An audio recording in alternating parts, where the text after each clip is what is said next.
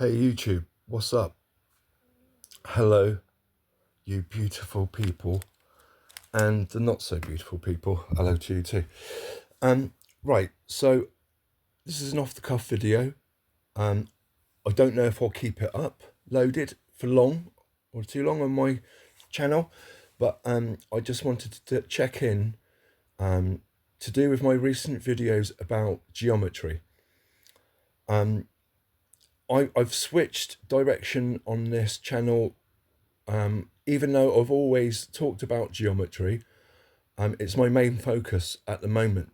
I'm still going to talk about geopolitical affairs, but frankly, I don't want to add to the propaganda machine at this point. There's enough people attacking the right, there's enough people attacking the left, and frankly, I just like, I feel this is a very important time in world history, and I don't want to get it wrong.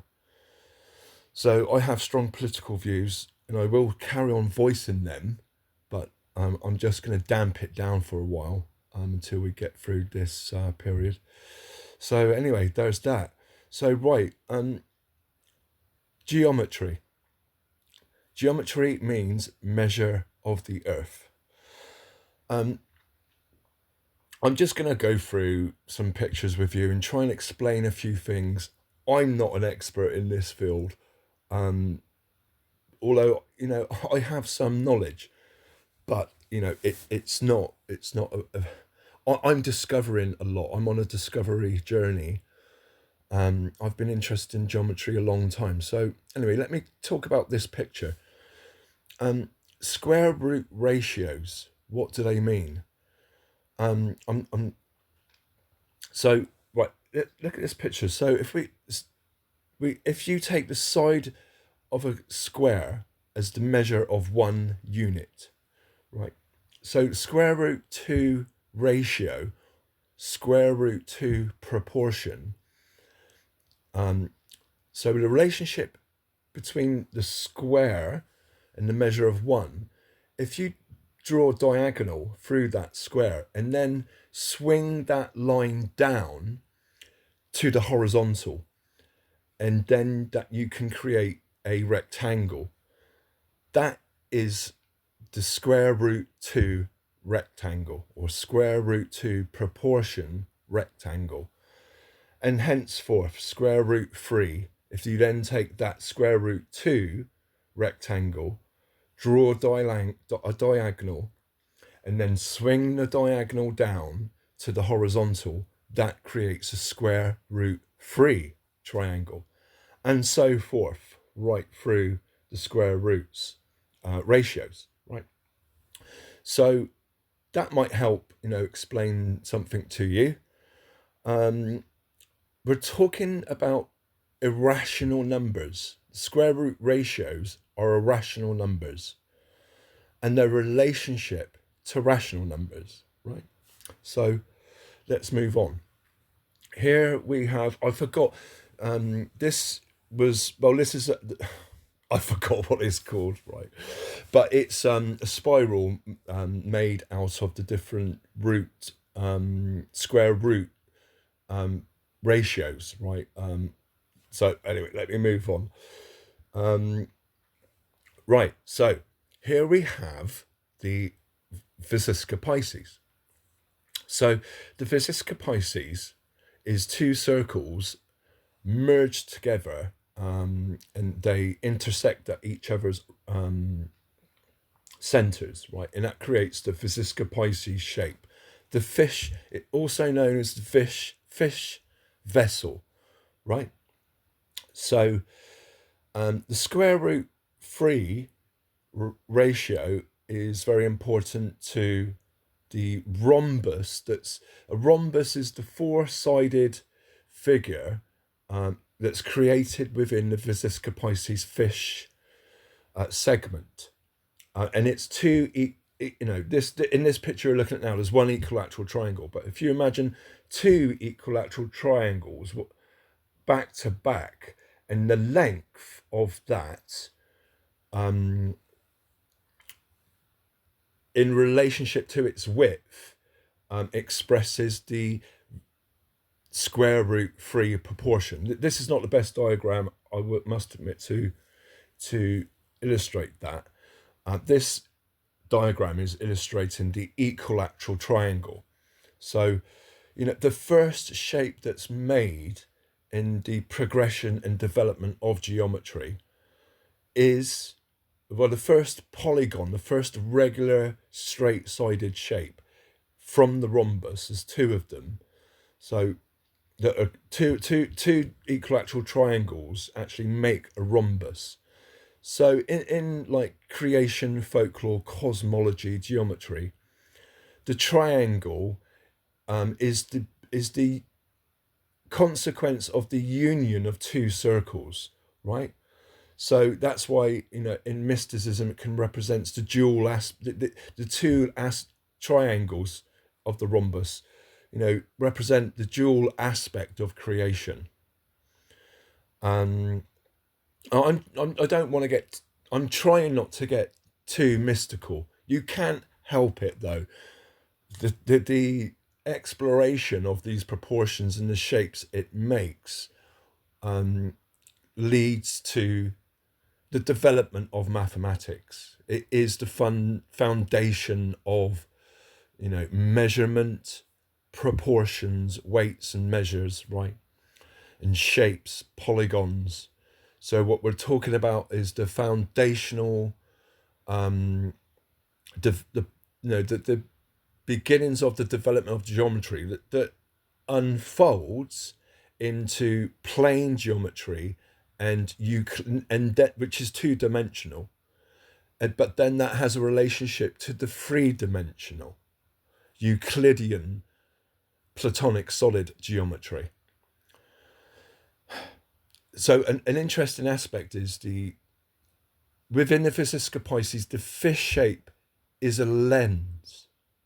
It's a lens, a type of lens. So I'll leave it there. Right, next picture. Right, this is from a frat club in the States, Sigma Pi. So over, all of the fraternal symbology, you will keep, it heralds back to geometry, right? Now, I'll cut through this one quickly. There's an equilateral triangle with the 10 5-pointed stars in this, right?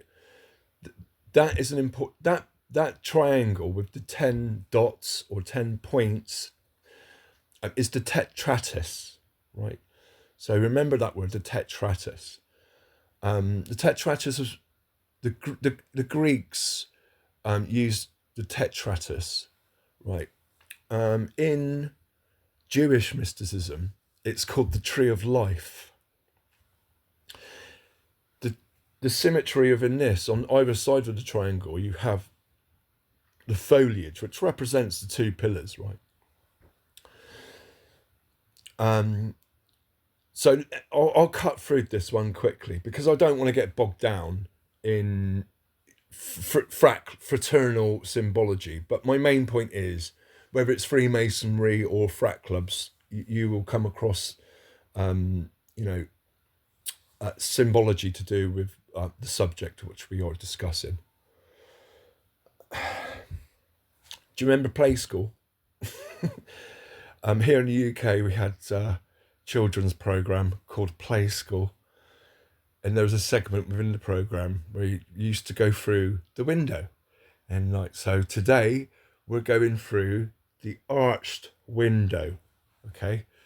But within the geometry of the arch is symbolized the geometry for Physica Pisces or triangles, right? That's it in a nutshell. But the three fundamental shapes of geometry is a triangle, triangles, square, and a circle. A lot of people miss the fundamentals of elementary geometry when they're a child for whatever reasons, and that's really the crux of this subject. Excuse the pun. The crux. The crux of the issue is that, so many people miss the fundamentals, but then later on in life they're so behind in the basics of geometry that you just lose. You haven't got a foundation of the geometry, and it just can seem mysterious. And anyway, I'm not going to go on a big rant about that, but you probably already get what I'm talking about, right? The three fundamental shapes in geometry are, and the three fundamental proportions in geometry are expressed in those shapes. The circle represents pi, and then the square represents the square root 2 ratio. And then within the triangle or rhombus is represented or expressed the square root 3 ratio, the first fundamental three proportions and ratios in mathematics. So play school was trying to teach you when you were a very young baba, right? And some people have the luck or whatever to get it early on as a kid and go through their life developing mathematics, and it's a sad truth, many of us miss it for whatever reasons. I missed, and that's another story. Let's move on for now, shall we? Right, so let's move on. So here we have the geometry of a tetrahedral in a plane format, right? So anyway, it's the geometry of a triangle, an equilateral triangle. Let me tell you something interesting. The crystalline structure of a diamond, but this is what this picture you're looking at represents, and I will leave it there. This picture as well is the it comes from the crystalline structure of diamonds. A diamond is a rhombus, which is two equilateral triangles back to back. Blank picture, right? So here's the Freemasonry emblem with the square and compass. The compass is stylized as equilateral triangle. The square represents the square, which is the square root 2 ratio, right? So it's compared to the Physisca Pisces, and within the Physisca Pisces is expressed the unit 1, the square root 2 proportion, square root 3, square root 5, and like I keep parroting on the development of the fundamental proportions of geometry and important ratios. Again, the Physisca Pisces. So if you imagine the width of the Physisca Pisces, the line from point A to point B, that's the unit measurement 1. And then if you compare it to the height of the fish-shaped Physisca Pisces, that length is the square root 3 ratio. In the upper segment of the Physisca Pisces, we have a square. The diagonal of that square is the square root 2 proportion. If you combine the upper square and lower square and compare the unit of lengths from the width to the long diagonal shooting through both squares, you have the square root 5 ratio, which is golden section. It's the equivalent of the golden section, which is pentagonal. Number 5, pentagonal geometry. So let's move on. Again, I don't need to repeat myself. This has a slightly... this is got the unit 1 and the unit 2 along one of the lengths of the triangle, and it's compared. So there are lots of units and comparisons to square root ratios. All of the important first ratios develop from the union of the two equal sized circles, creating two equilateral triangles, which is the first most important polygon that develops from this union of two circles is an equilateral triangle. So probably without me even getting it, if you're not aware now, I'm trying to clarify to you the importance of the equilateral triangle that is formed within the union of two equal circles. This is why the equilateral triangle is such a common symbol. It's just, you know, it's just, this should be as easy to as 1, 2, 3 to you, right? If you don't understand it and you're lost in mysticism and occult explanations of these symbols, I'm trying to de-ramp you off of your delusions. Come back. The subject of mathematics and arithmetic is where these symbols in the occult and mysticism come from. The ancient cosmologies that were worked out were scientific ways of explaining the universe. All of our ancient religions probably have a common origin where the geometry was worked out. But so my point is, all of the religious symbols have a point of origin, and that is their mathematical relationships that were developed out within geometry. It goes back thousands of years, right? When Plato and the ancient Greeks were talking about it, they rediscovered it and learnt about it from other civilizations like Sumeria and Egypt.